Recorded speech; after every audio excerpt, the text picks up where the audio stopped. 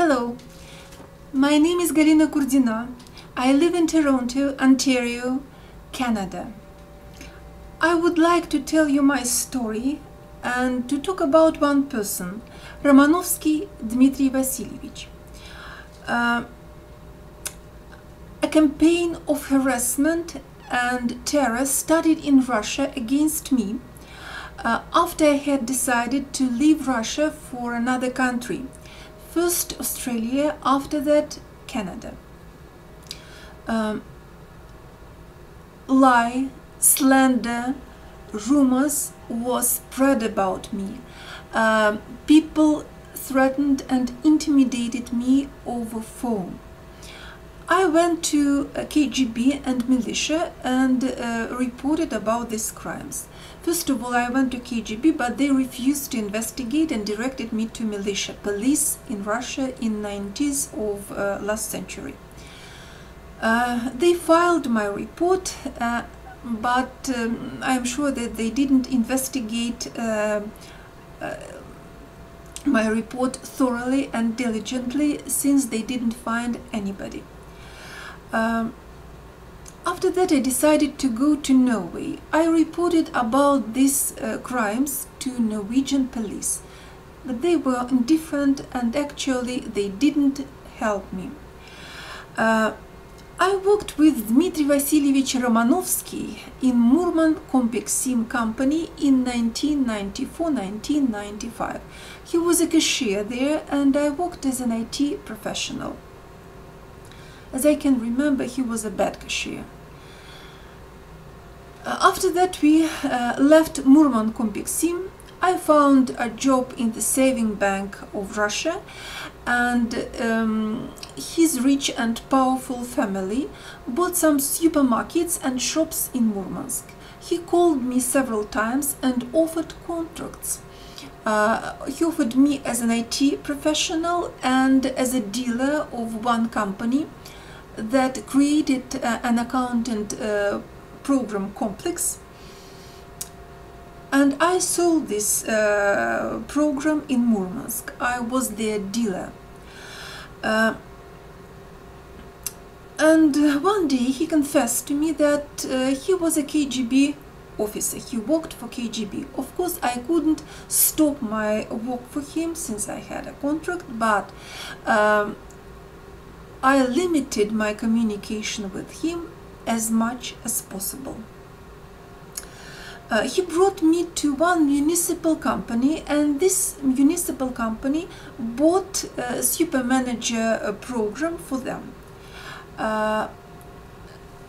Their behavior was, behavior of a chief accountant of this municipal firm and other accountants was very strange.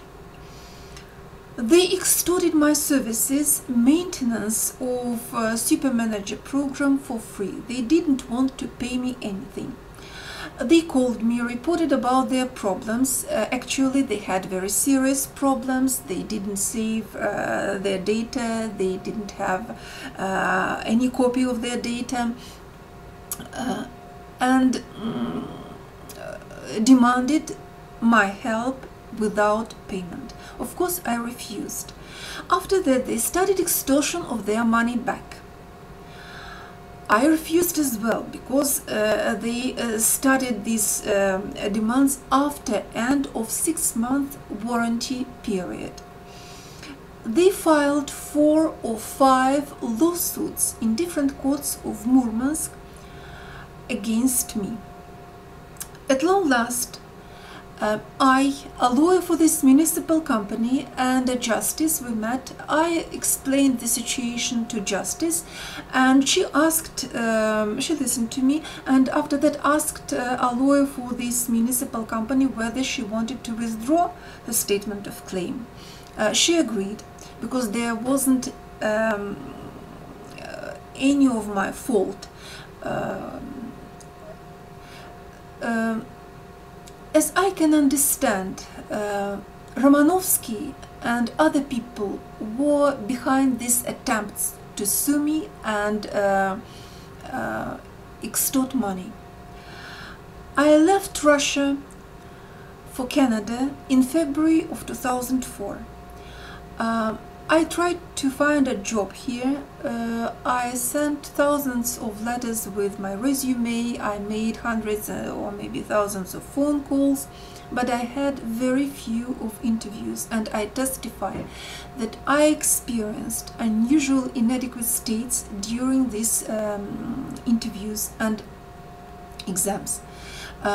What I mean, at the end of sentences, I couldn't remember what was said at the beginning of these sentences in tasks that I got during interviews.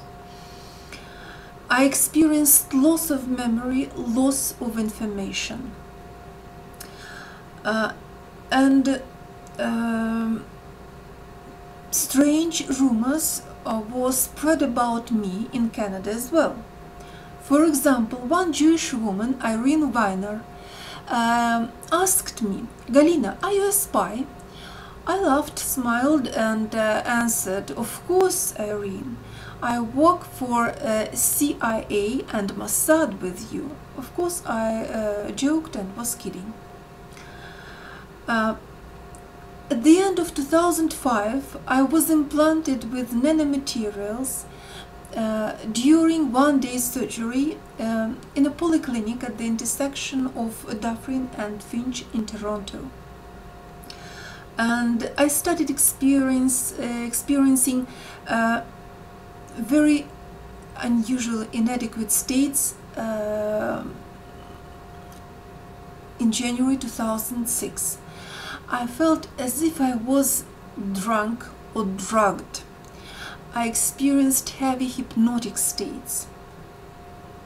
And in January of 2006, I heard voice of Dmitri Romanovsky by means of microwave hearing, so-called voices to skull technology. I cannot remember everything that he said, but I remember that he said, "It's me, Дмитрий Романовский. Это я, Дмитрий Романовский." If it was KGB, and I believe that it was Romanovsky and KGB, 99.99%, their purpose was murder of our family. Motive behind it was revenge. They did such things to many people, many Russian immigrants. I read about it, I heard about it, so it's true. I experienced trauma. It was like a stroke of lightning. After this stroke of lightning, I lost my reading skills. It happened in January of 2006, and after that I didn't understand meaning of well-known English and Russian words, not sentences but words. I saw well-known words in books, but I didn't understand meaning of these words. I restored my reading skills maybe at the end of February 2006, beginning of March 2006. I was tortured by means of loud noises and voices. I ran along streets and held my head because of such a pain. I was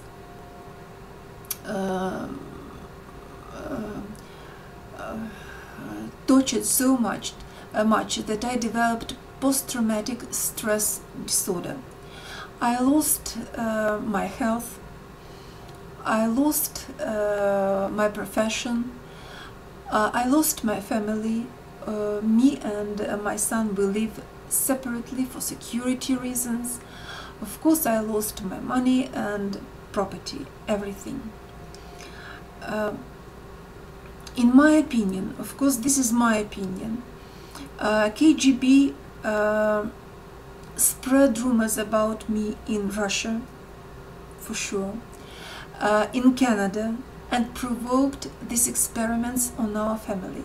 They were admitted to some Canadian programs, got free of charge guinea pigs, our family and maybe other people, and it is very possible that they got some scientific, technological, military secrets. One more time, purpose of KGB was to kill, murder our family. A motive behind this murder, revenge, punishment. As I know, Romanovsky worked as a manager in Finam company in Murmansk in 2008. Thank you, bye. I want to post this information for Canadian people and for Russian people. Maybe they will see this video recording and think how to communicate with such a person as Romanovsky Dmitri Vasilievich.